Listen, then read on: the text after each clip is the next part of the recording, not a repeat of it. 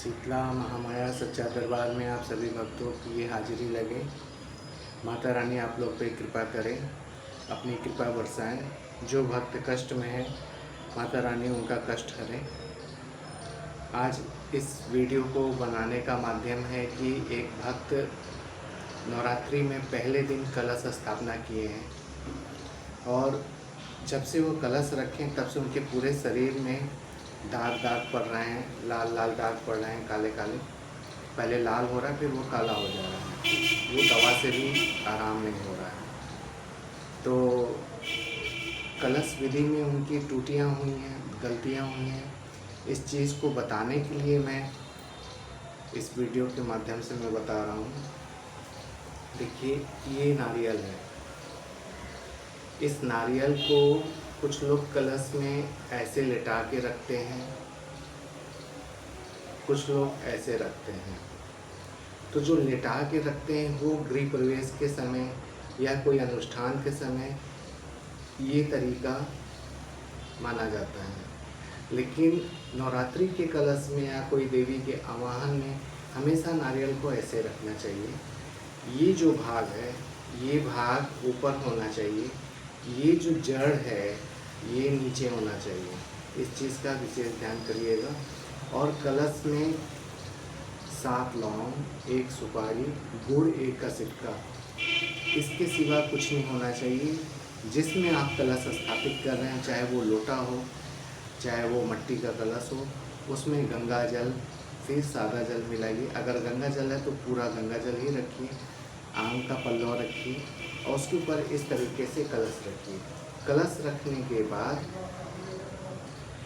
उसमें माता का आवाहन करके जो भी आपको मंत्र आता है तो ठीक है, नहीं मंत्र आता तो श्रद्धा भाव से माता का नाम लेके आप उनको स्नान कराइए, सिंदूर लगाइए, कुमकुम लगाइए, चुनरी छोटी सी ओढ़ाइए, माला ओढ़ाइए और कलश में माता रानी का वास होने के बाद उनकी जोत जलाइए, पूजा अर्चना करिए।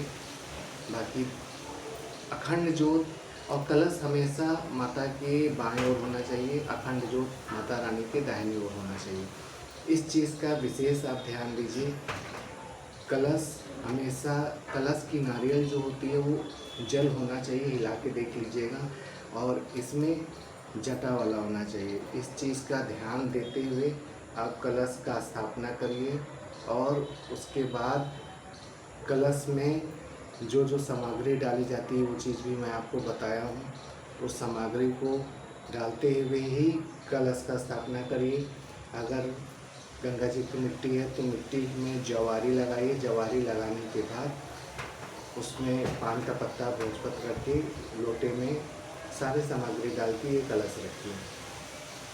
ये कलश रखने के बाद अपना पूजा अर्चना करिए जैसे भी मंत्र हो। और जो 9 दिन हवन करते हैं वो बराबर अपना 9 दिन करें। जो 9 दिन हवन नहीं करते वो पहले दिन करेंगे और नवमी के दिन करेंगे।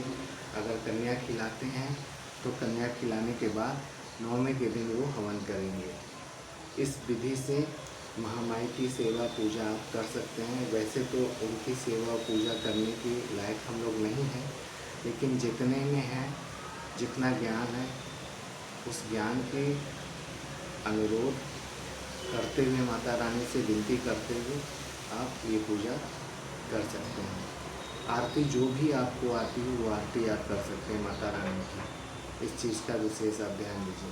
तो कलश कैसे रखना है ये विधि भी मैंने आपको बता दिया है। बाकी जय माई की।